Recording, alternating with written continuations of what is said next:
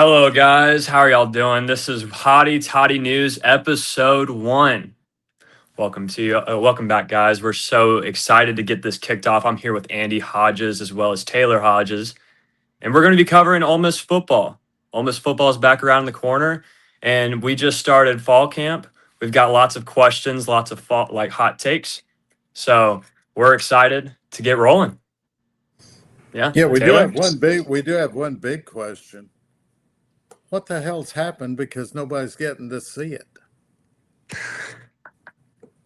I mean, the special teams look good warming up or whatever they were doing. That's it. Nobody knows what's going on. This veil of secrecy, but I mean, it's whatever. I mean, we in the media brought this on ourselves because I come from an era where everything was open. We were out there on the practice field for 30 minutes before the players even came out to stretch and loosen up. And we stayed for 30, 45 minutes after the game, after practice had ended, visiting with the coaches, the players, whoever was out there. And, and now we get a selected part of practice. I guess everybody has to hang out where Hudson at the football center until Yeah, at the Manning Center. until some little minion comes and gets you and escorts you down so you don't do anything incorrect.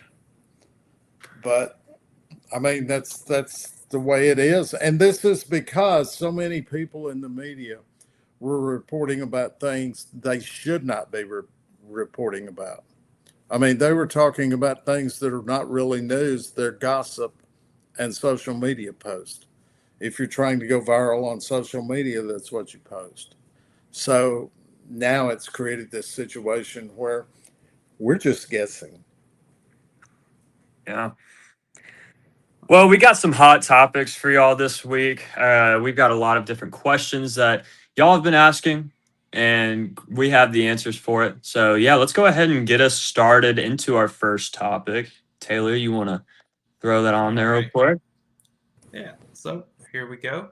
Who is the face of college football? Now, y'all may remember a week or so ago, Kirk Herbstreit of ESPN said that Trinidad Chambliss was the face of college football, and then last week, Pete Golding said that he hopes that Trinidad Chambliss is the face of college football at the end of the season. So, the question for us is, who is the face of college football right now? As a And player or coach? yeah, either and or both. I would say there's multiple different faces of college football. I mean, yes, Trinidad No, you got to Chambliss pick does. one. That's not multiple faces. Well, We're hold not on. the EA. We're not the EA video game cover. Okay, we got to pick one. Trinidad comes to mind.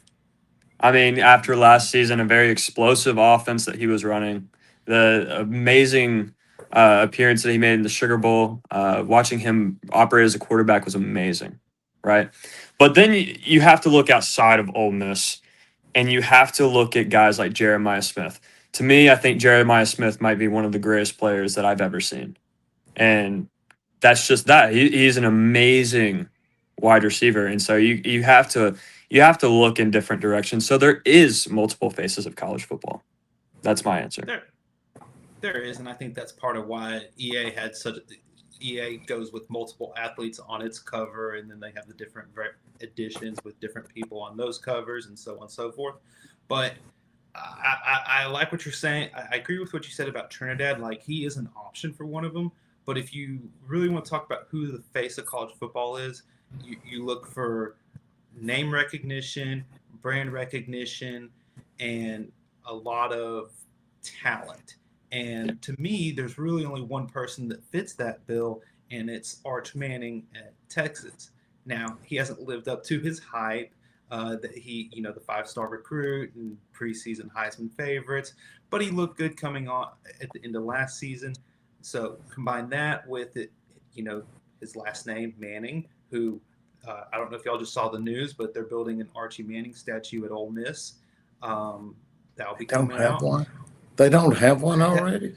No, we that's kind don't. of my thought too. Now, as I was writing it, I was like, this seems like something that should have been overdue. But anyways, and then he plays for the University of Texas, who, whether you agree with it or like it or not, that is one of the biggest brands and names in college football. So that's my pick. Mine's going to be Kirby Smart, Okay. just Georgia head coach. because he's won. He is obviously the hot name among coaches right now is Kurt Signetti. But Kurt, for whatever reason, he's just not as marketable as Kirby is. I mean, Signetti's kind of a dry guy. You talk to him. He's one of those type coaches that makes jokes, and you don't even know it's a joke. You're going, oh hell, that was supposed to be funny, wasn't it? And I mean, but it doesn't detract from him being a great coach. Kirby Smart has won, is expected to win, and Ole Miss fans should love this because they beat Georgia last year. And Ole Miss has beaten Georgia, what now, 2 out of 3 times in the past 2 years? Nobody else has done that in college football. So it absolutely boosts your national profile if you beat Kirby Smart. So that's who I would go with, because Taylor stole mine. That was going to be my surprise pick because Was Arch Manning? Yeah, Arch Manning. Y'all aren't gonna like my thoughts on. Look, Arch Manning has not impressed me yet as a quarterback. I have not. Trinidad Chambliss, impressive, 350-yard games, 50 yards rushing, all around great quarterback. Dante Moore, great quarterback, dual threat. Arch Manning has not impressed me yet. But right now, that can change. That can change, but he has not impressed me yet. Right now, everything we're basing our projections and picks on is what happened last year. Mm. Everybody does this, particularly in the media. And I remember in 1977, Arkansas had a surprise. The Arkansas Razorbacks had this surprising year nobody expected. They were picked to be like 4-6, 4-7. They ended up going 10-1 regular season, beating number 2 Oklahoma in the Orange Bowl. And Lou Holtz the next year, when Arkansas was picked to be number 1, he said the same thing Bear Bryant said many years, that other coaches have said over the years that I heard. Last year has nothing to do with this year. All we're making projections on this year is what teams did last year and where they finished. What players did last year. Everybody expects them, oh, they're a year older, they're naturally going to get better. No, some of them suck. Yep. After a big year. They fall off the table for whatever reason. But they do. We don't have a framework to really base on who should be the face of college football right now, because we don't know. They haven't played a game yet. The NFL's played some preseason games. We're not allowed to call them exhibition games anymore. That's one. One counts as a game. So, whopping one game. Yes, we can't call them exhibition games anymore. But or the 5 scrimmages. They have played one. Yes, which is at least that's more than the colleges have done. They're just now getting pads on. Yeah. Let's move into our next topic here. I don't mean to cut you off, but move it along because I can filibuster. Oh, I know. Let's move into this next topic. Well, we do know. All right. So let's go ahead and ask a very simple question that may have a more complicated answer. What is a successful season for Ole Miss this year? Not National with the gold championship. star. So anything less than a national championship is a disappointing or a failure of a season? Yes. I mean, look, we made it to the semifinals last year. Pete Golding reloaded in the transfer portal. There is a lot of talent in that transfer portal that has came onto this team. And I do believe, Ole Miss should not look at anything less than a national championship. Okay. I fall a little bit differently. So that yes, a national championship is the goal. That's what they want. That's what the fans want. But for this to be a successful season, look, winning a championship is hard. I mean, Ole Miss has never done it in its history, and there are a lot of schools that have never done it. Winning a championship in any sport is hard. So to sit here and be like, I can't sit here and say that if Ole Miss doesn't win a national championship, it was a disaster of a season. It was a failure of a season. For me, that line of demarcation is going to be the playoffs, and at least winning. If you don't get that first round bye, winning at least one playoff game. To me, if you miss out on the playoffs entirely, then with everything that's happened and all the talent that has been brought in through the transfer portal and through the high school ranks, then yeah, this season's probably a very big disappointment for Ole Miss. What dooms it as a failure are things out of anybody's control. Injuries. Let's not forget, guys. This year, this time last year, nobody was really sure who Trinidad Chambliss was because Austin Simmons was supposed to be the starting Ole Miss quarterback. Nobody was really sure. I literally had to look up who the backup quarterback was one day just out of curiosity. And I didn't know Trinidad Chambliss from deep center field. So my expectations for the year, yes, Ole Miss should be competitive, should be in the playoffs, should be able to compete for a national title if everybody can stay well and officials stay sober doing games. Which is always a possibility. But yeah, they should have a good shot at it. But the biggest question mark to me around Ole Miss, and this is just simply because it's unproven, it's not me claiming to be some genius at projecting what new players are going to do in a situation. How do the backups perform? Because they will have to perform, guys. You're not going to start the game with 22 players, 11 on each side, and play every single play of every single game throughout a 12-game season that now includes 9 SEC games. Yeah. Mm-hmm. Ain't going to do it. How good are the backups? It doesn't matter how. By the way, Taylor, Ole Miss has won 3 national championships in my lifetime.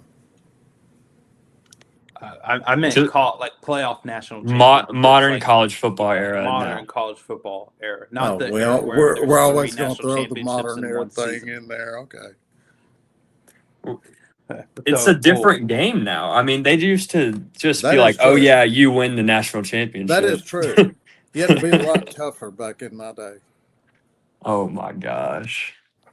So with that, we'll move on to the next question.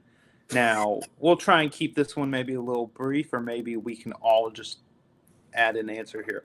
But the Protect College Sports Act is working its way through legislation. If it becomes law, conferences would be limited to 19 teams. For the SEC, that would mean 3 more teams get in. So our question is, what 3 schools should the SEC add to get to 19? And who the hell picked that number? 19. That's almost a league. Washington, D.C. I'm almost on the point where we should take some teams out, but replace some teams. If you were going to add 3 teams, I would think Miami, FSU. I don't know what the other teams would like. I don't know what the other team would be. I agree with some combination of Miami, Florida State. If you can get both, great, or one or the other. I know this would never happen, but what about Georgia Tech? Georgia would fight tooth and nail against that from happening, but it would be pretty interesting to see Georgia Tech in there. And then for a third one, Could we see Clemson? that would be an option. It would definitely add to the prestige of the SEC. I mean, they haven't been great in recent years, but they do have all those a couple national championships within the last decade. Yeah. Now, this is a conference for all sports, right? Correct. Yes. Duke, North Carolina, and Miami. I couldn't see it. I see Duke going to the Big Ten if they were to join some sort of conference like that. Basketball. That's exactly where my head went. You'd be bringing in two of the biggest basketball programs in the country. Exactly. It would be insane. They would get destroyed in football every year. I mean, maybe the marketing would do better for them and they would create a good football team. But, I mean, and they're not a bad football team. They're just a mediocre team. Guys, don't forget the money in college basketball is not bad. Yeah, It's true. dwarf. Football still drives the bus. I understand this. So let's not start a big jump up and down about the idiot not knowing that football is the only thing that matters. You win. I've been around and covered a school that won a national basketball championship. The money's really good, and you get about a 20-year ride off of it. Right. And now you're going and hiring top-tier coaches, and you still haven't won a national title in 30 years. Yeah. And you're still riding that wave off that national title.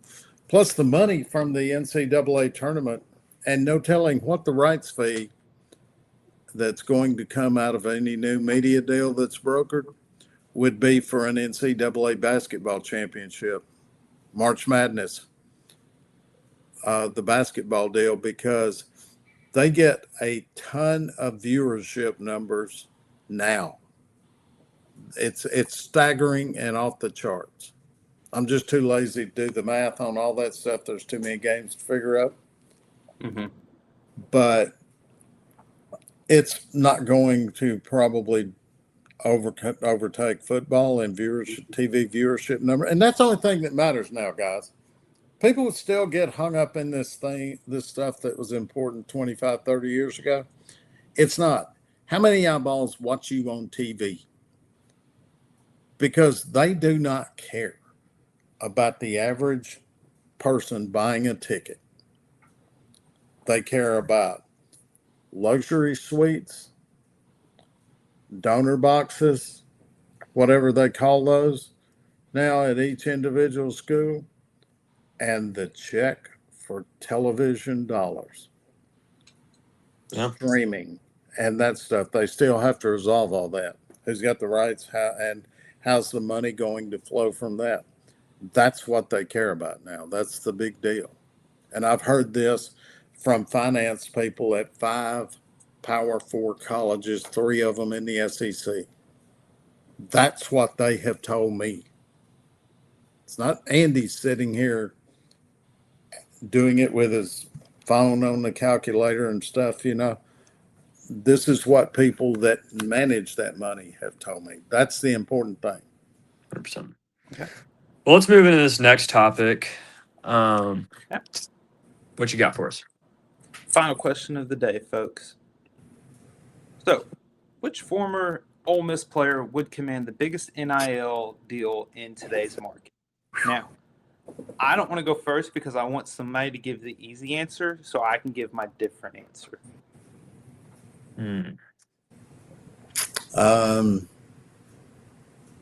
Well, Or the obvious. I can go first. I'll just go ahead and go first since I already have mine kind of picked out. Eli Manning. And Ole Miss player? Yeah, Yep. Ole Miss Okay. player. Yeah. Oh, no, not all of college football. That would Okay. be way too. No. I was okay. But for Ole Miss, you think about what does it take to get the biggest NIL deal? Talent, name recognition, brand, likability, all that stuff. Yes, Eli's dad Archie had all that, but Archie set his kids up in terms of marketing and brand name recognition to be start with at least a higher NIL deal than what he would have started with. So that's my answer is Eli Manning, because his dad laid the foundation and everybody already recognizes his name, and that probably adds another $500,000 to the price tag right there. But I am interested to hear what y'all say. I think it adds a lot more than that. I can't lie, but yes, I agree. Probably, yes. Andy, you go ahead. The biggest NIL deal, if you've got somebody, I'm kind of thinking, because they may not have been the best player, but there are some players that would have commanded because they would have had huge names, huge name value, and that's where the NIL comes from. What's your name value? It's kind of a hard Because Archie would answer. have done incredible. When Archie came out of Drew, Mississippi, he was ballyhooed, and they were writing songs about him by his junior year at Ole Miss. Understandable, but here's the thing: in Archie's day, is someone really going to pay No, a couple million? No. The question can't be defined by era, Okay, because this wasn't even in the thinking possibility a right. few years ago. It's kind of okay. You I have to understand gear now. it to the era. Who would have been, if it had been available for everybody except Notre Dame, who was doing NIL in the early 1900s, because the Catholic churches had theirs that picked out that were going to go to heaven, and they were making sure they landed at Notre Dame. But Archie Manning at Ole Miss would have been off the chart. Yep. Mm-hmm. I mean, he was, everybody knew who he was. They were asking questions about him his freshman year. It was similar to the Pete Maravich situation his freshman year at LSU, when freshmen were not eligible. There was more attention on the LSU freshman basketball team than the varsity team. I think a more recent one that would be pretty high. I don't know if he would be the highest, but Matt Corral. And I have the reason I have this answer is because of Matt Corral, the way that the direction changed with Ole Miss football during that era. I think with that turn in college football, the way that this program kind of just shifted a little bit, I could see Matt Corral having a huge NIL deal coming into the next year.